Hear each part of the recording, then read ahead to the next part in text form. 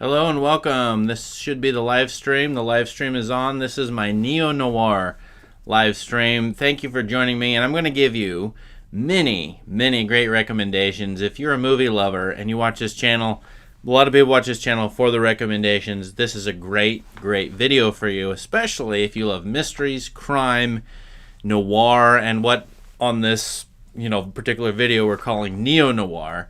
And I'm going to go through just very quickly the Criterion Channel's, as of September 2021, their Neo Noir collection.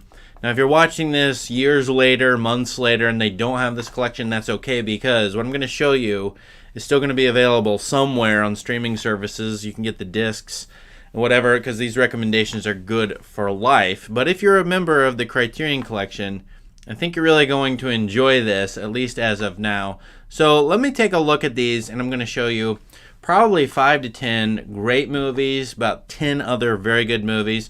Recently I watched the entire collection, and I've written up either reviews or notes on Letterboxd.com. That's Letterboxd with a D. Some of you know me there and you follow me. Go ahead and follow me there and sign up for my newsletter, because I'm going to tell you in those places, newsletter and Letterboxd, about these movies in writing, as I'm doing on this video. Let me go check and make sure everything's going okay over here. Yeah, so we got the live stream going, and I'm going to make sure that the technical things work out. Now let's look at the this Neo Noir collection. This is actually my list on Letterboxd. I'll show you in a minute. This is a great collection. It's not comprehensive, and it runs roughly from 1970 to 1995. So that's my wheelhouse. I love that sort of era. Of course, I grew up in part of it, and it's very interesting because it takes the noir and the crime stuff from the 30s and 40s, remakes it, updates it for, the second half of the 20th century, and you got some similarities and some differences in these movies compared to, say, a Humphrey Bogart, The Big Sleep, which is an older noir, for example. And so these neo-noirs, what does neo mean? Just new noirs, updated noirs, and so on. So I'm going to go through this list right here and just scroll through, as you can see in this window. And the first few are okay, not great, not my favorite. This one's an early blaxploitation, and it's a strange mix of tones. You might actually like it, by veteran actor Ossie Davis. Cotton Comes to Harlem. It's fun. It reminds me a little bit of the Blues Brothers, which is a movie I saw many times when I was a kid. And this was 9 years before Blues Brothers. So it's an interesting sort of influence, I think, on that movie. One of my favorites on this collection is here, The Long Goodbye, by Robert Altman, classic American director, who here is making a movie version of the famous Raymond Chandler novel, The Long Goodbye. You're actually going to see Raymond Chandler on here a lot, because obviously he was noir and crime fiction guru and master in the early 20th century in the United States. And then, of course, his novels are set in California, and now he's making, or his novels are being made into movies. This has a sort of classic detective feel. I like the Humphrey Bogart stuff, the Maltese Falcon, the Big Sleep, but it's meandering. It wanders around, just like Altman's camera. The plot also meanders. And that's what I like about it, is that it's different than the straightforward mystery where the detective comes in, tries to solve the case, goes step by step, rationalizes. You don't get that with these next two movies, both The Long Goodbye and Night Moves. And The Long Goodbye is very well done. Elliot Gould is better than I thought he would be as Philip Marlowe, the famous detective character in Raymond Chandler. So give this one a shot, and I'm definitely going to make a video on this one, if I don't already have one by the time you watch this. Another movie I kind of like, don't quite recommend, but you might like it, is Gene Hackman in Night Moves. This is by Arthur Penn, who I think did Bonnie and Clyde. And here he's doing an anti-detective story, an anti-noir, in which the detective bumbles around and can't figure anything out, and everyone is easily deceiving him. That's not really giving anything away, but it is an inversion or alteration of the typical detective formula you will see, and that's what makes it actually pretty interesting.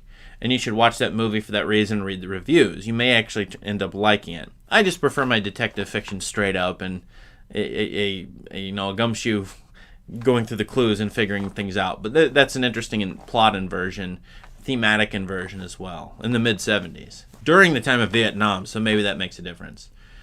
Farewell, My Lovely is pretty good. Another Raymond Chandler novel turned into a noir.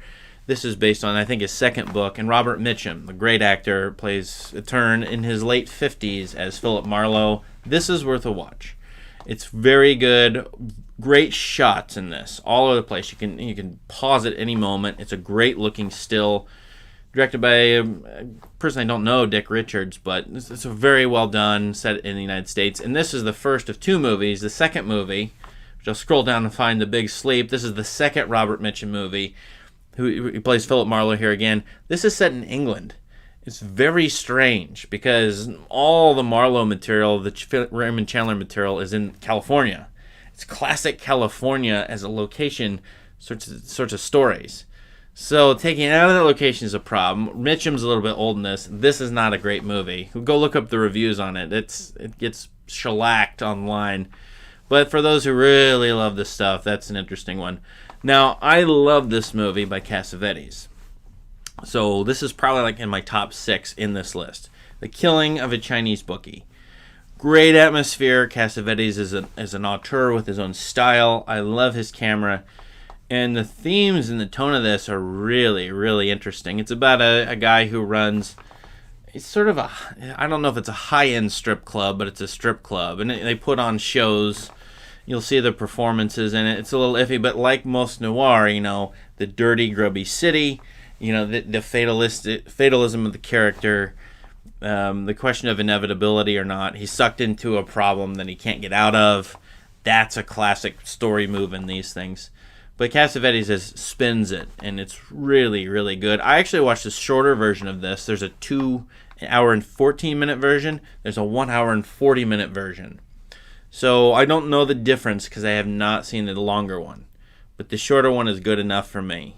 So you can try either one or both. They're both, as of right now, on Criterion. I like this. This is my top 6 in this list. These are okay. Some of these are not great. Onion Field's okay. Great performance by James Woods in it. But the ones I love here are right here. Blowout is a visual masterpiece. I don't use that word lightly, but I love Brian De Palma. I think he's the second coming of Orson Welles in a way. Maybe not lesser than, but visually this is a stunning movie. I don't love the plot here, but just to look at this, listen to it, is really fabulous. If you are a video maker, you really deserve to study this movie, and you will gain so much knowledge, technical know-how, cutting, editing, the transitions between cuts, all those kinds of things. De Palma is great. The shot making, period. And that's why I also love Thief, down here by Michael Mann. This movie is probably my favorite, or one of my top 3. Michael Mann's first movie, with James Caan doing well over here. It's a great acting job. And this is about a thief in New York City. It's really straight up and straightforward, but there's so many influences on this movie, and that this movie made influences like David Fincher, Christopher Nolan. Blade Runner is the movie that comes out a year and 3 months after this, and Blade Runner is all over this movie. The synth score in Thief is by Tangerine Dream. Obviously, Blade Runner uses synth score. The sort of neon lit city with fiery cityscape stuff. The grubby, dirty, rainy city with fiery stuff. Blade Runner does that in the opening, as you know, and all over the place. Well, Thief does that before it. Thief is realistic. It's about a thief just pulling off a heist in New York City. I think it's New York City, but this is really, really good. I did a long Twitter thread on this. You can look that up on my Letterboxd. I did a sort of semi-professional review. Not really, but I wrote up a little bit on it, so you can check that out. Ebert gave 4 stars, The Cutter's Way. Roger Ebert, my favorite critic. Not great. I didn't love it, but you can try it. Blood Simple, though, is the Coen Brothers' first movie. This is one where you probably should watch it if you're a Coen's fan. I don't love it. In fact, I dissed it a little bit in my Letterboxd review, and you can go see why. But just because I didn't like it doesn't mean you won't. It's got all the noir elements you want. Fatalism, femme fatale, sort of, adultery, revenge, shady hitman, dark, one, literally dark scenery, 2, dark material. And you can even see by that still there, she's got the gun. To me, it's too much style, not enough substance. I need to study this movie or have someone tell me why it's great and go through it almost shot by shot or scene by scene. But it's on a bunch of best of lists. It's on like top 100 lists. So you can try it. I think you might like it. But this is my favorite movie or second favorite movie. I'm not sure. It's either Thief or Body Double.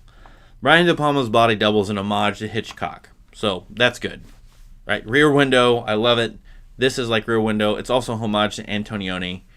Blow Out. I forget Blow Out or Blow Up. But Body Double is great. I've recommended this in several other videos. I'm doing a video on it. It's coming out in a couple months. You may have access to it right now if you're watching this later. I love the themes in this. It's Hitchcockian. It's intrigue. It's sort of a higher fatalistic noir, but it's also schlocky horror. And it blends two or three styles very well. I love the themes. There's a lot of philosophy in this movie. A lot of philosophy, even though it's wildly entertaining. And that's what I love in movies, is if it's really thoughtful, I can get a lot out of it. I can write a whole article or series of articles on it, but I can also really enjoy it. That's Body Double. I really like this one. The hit's pretty good. Not bad. Trouble on Mind, not great, but Ebert gave it 4 stars. So, again, you might love these movies. Some of them I didn't like, but I think they're all worth watching. And watching this whole collection was really remarkable to me. It taught me a lot. Taught me a lot about movie influences, how you go from one movie to another, and how they're sort of, by this point in noir history, these are movies about movies. Yes, they're about the real world, they're set in the real world, but they're also movies about other movies in the past and riffing on them. So that's really invaluable to watch all these in a row, even chronologically. Here are 2 that I really love too, and these are probably in my top 5. Manhunter, third Michael Mann movie, based on whoever wrote the Hannibal Lecter stuff. This is the prequel. I think it's Red Dragon, and it's the film version of that. This is my favorite Hannibal thing. You know, Silence of the Lambs and Hannibal are the next 2 Hannibal movies. There's TV shows as well. And if you buy the Blu-ray collection, you can actually get a Hannibal 3-disc Blu-ray collection with this one, Manhunter, Silence of the Lambs, and Hannibal. I like this one best. Better than Silence of the Lambs. It's just my style. I like the synth score. I like the sort of detective who has to become the killer, or has to think like the killer, and then it's shady or immoral or something like that in order to solve the case. I like Brian Cox briefly in here as Hannibal Lecter. This is very well done, and it goes right along with Thief very well. So I like these are probably my 2 favorite Michael Mann movies. Actually, I know people like Heat and his 90s work, or maybe later than that, but which have bigger production values and better stars maybe, but these 2, Thief and Manhunter, really, I just love the synth scores as well, because I'm a synthesizer guy. And then this one, if you do nothing else, watch Body Double, maybe Thief, and then watch this one. I think most people are going to like and appreciate Mona Lisa, a wonderful movie by Neil Jordan. It's a riff on Taxi Driver, stars the great Bob Hoskins in probably the best role for him, arguably, and then maybe the best performed role in this whole list, arguably. He plays a criminal who gets out of jail, goes to visit his daughter, but his ex-wife prevents him going to see his daughter. So he's got this father-daughter issue stuff. He's also interested in protecting women. And he's given a job by the crime lord, played by Michael Caine in this, who he's got to drive around a prostitute to go to high-end clients. Go to 5-star hotels, drive this prostitute around. And he gets into this sort of seedy pornographic world of prostitution and whatnot. And then you can see, if you know Taxi Driver, why it would be like Taxi Driver. And he's a moralist. So he's very invested in protecting women. And then does he fall in love with the prostitute he's driving around? He finds another one he wants to protect who's sort of like his daughter, same age as his daughter. Very great script, great themes, well shot, well acted. I can't recommend this one enough, and I'll probably do a video on it within the next year. This is just so good, and it's in the Criterion Collection. They just, I think as of 2021, released a disc. So there you go. Bedroom Window is better than I thought. It's a Hitchcockian movie of the wrong man sort of story. The third act, it goes off the rails. It's just stupid. So when you go into this movie, you have to know it's not going to end like most of you might want it to. But for the first third to 2/3 of it, I really enjoyed it. Amongst all these other movies, it did quite well. So it's better than I think the reviews on the internet are giving it credit for. And then Homicide is okay. I love Joe Mantegna in this. I'm not the biggest fan of it, but David Mamet is a respectable playwright, screenwriter, and here director. So you may enjoy this better than I did. All right. There's a couple more in here. They used to have Body Heat. You know, that's a classic noir from like 1981. I love William Hurt. Oh, who's the actress in that? She's quite good too, right? And that's very well known. They used to have Body Heat. And Suture is a weird movie. It may be a failure for you, but it's a movie about a concept. Like two guys, one is black, played by Dennis Haysbert, one is white, a white skinny guy. And in the movie, they're talking as if they look completely alike. And in the movie world, this black man and this white man, they look nothing alike to viewers, but everyone in the movie world says they look exactly alike.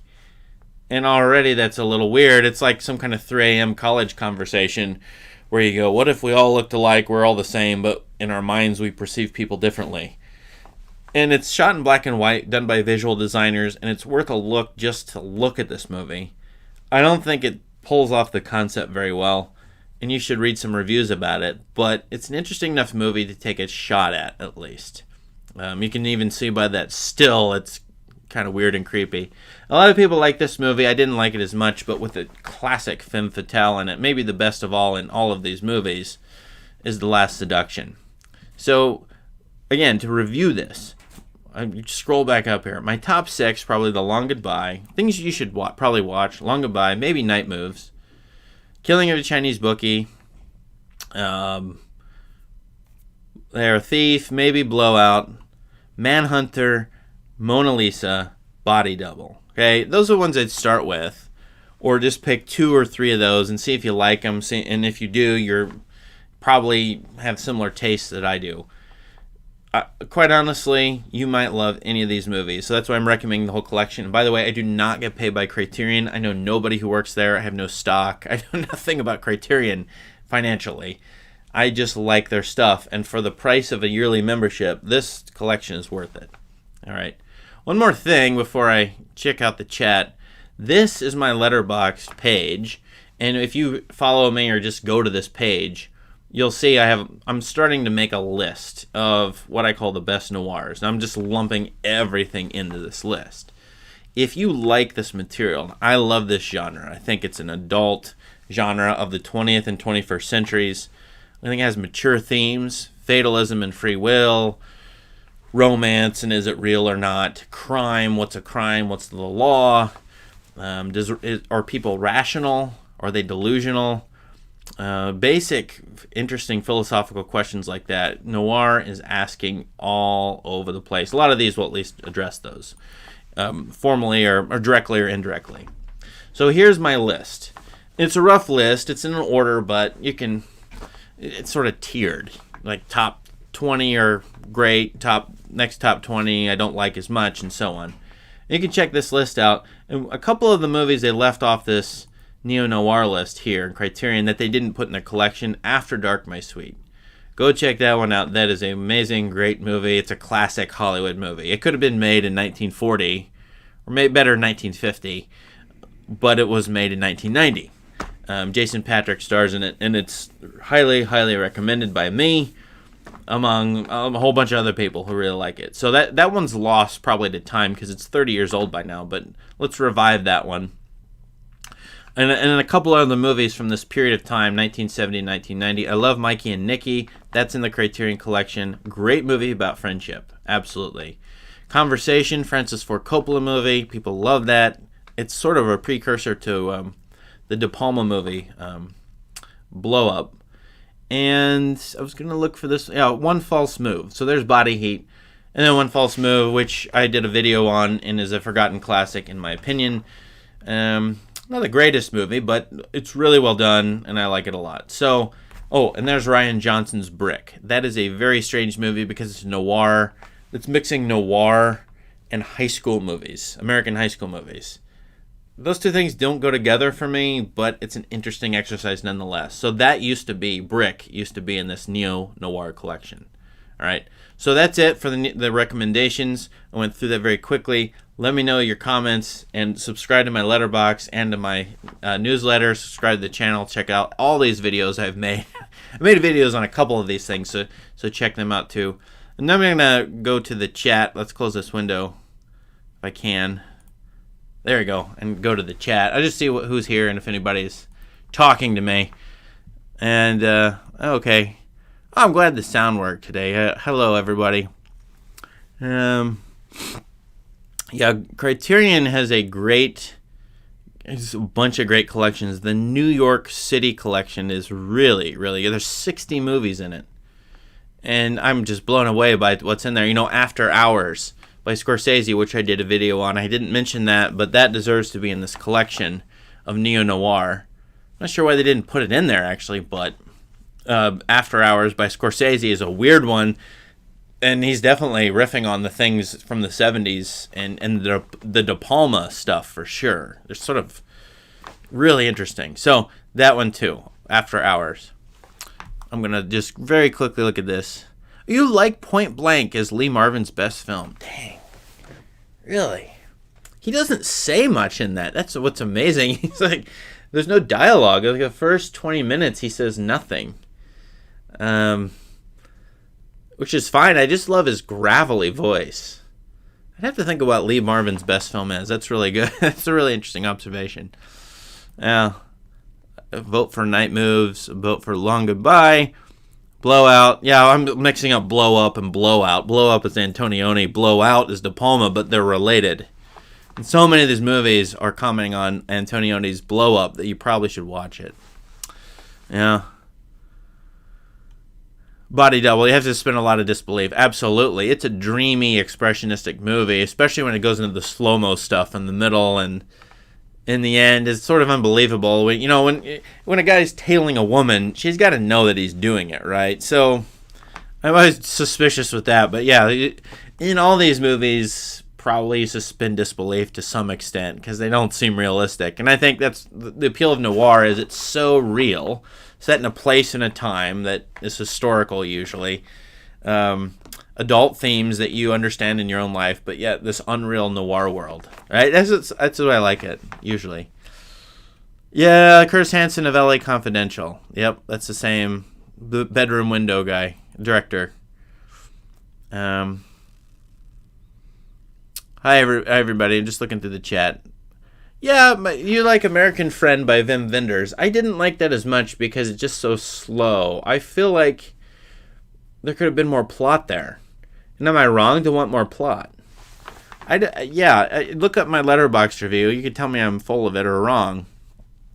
But try Wim Wenders. You know, I love some of his stuff and I don't like some of his stuff. So there you go. Whatever.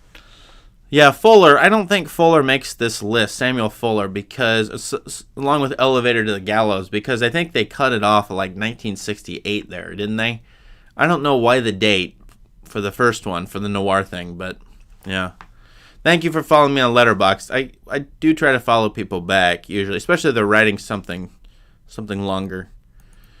Yeah, The Third Man, that's what I put at the top. I will probably do... Yeah, I probably will do videos on several of these movies over the course of the next six months to a year. And then I'll probably actually do like top 20 noir list at some point.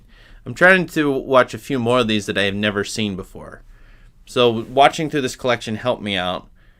I filled in some knowledge gaps. And then to go back and watch a few older things. I don't think I've seen Elevator to the Gallows. So there's just holes in my knowledge like that. Anyway, is True Detective Neo Noir? Probably is. I've never seen it. But anything that says True Detective is very likely to be. The question is, what is Neo Noir? Okay, what is noir?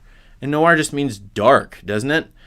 So what does that even mean? And to me, it's about urbanization in the 20th century, the shadowy, seedy world of the corrupt or possibly corrupt cities, usually in America, but could be anywhere in the world.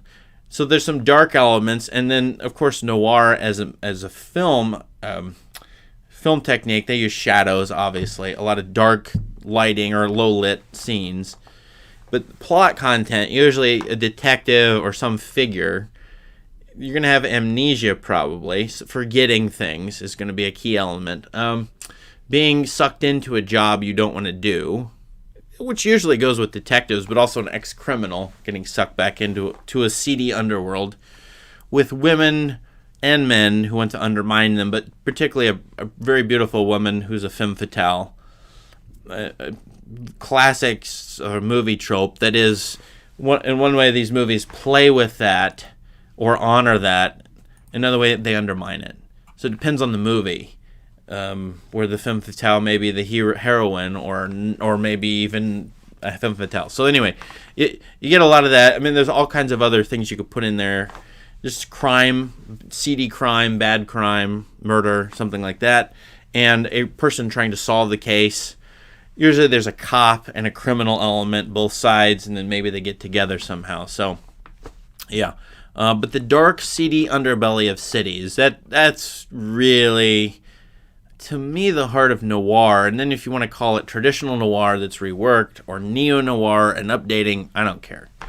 So that's my list on Letterboxd is going to tell you some of the things that either are honoring this thing that was noir, that was sort of created in the fiction of probably the early 20th century. You probably could go before that, but certainly the crime and mystery things being written in the early 20th century. Then you get into the films, probably at least in the 30s, certainly by the 40s and 50s, and then the updating of that by these directors who loved Hitchcock and other previous directors, and then they wanted to make their own version, but they updated it and they did their own thing. So, yeah, Mulholland Drive, definitely noir. I don't know if it's neo-noir. Yeah, what is noir versus neo-noir? Anyway, I don't want to go into that. That's just like, could be splitting hairs for most people. It's a good question. What is noir versus neo? But different people have different definitions. You should go look into that and probably do a video on that because it's an interesting question. Anyway, thanks for showing up. Thanks for watching. I appreciate everybody who contributes to the channel, following me. Newsletter stuff, donating, all that stuff is great. I really just appreciate your interaction and your recommendations because I get a lot from you guys. I learn as much from you, probably more than you learn from me. So I hope you still learn from me and enjoy this stuff. Happy movie going. See you later.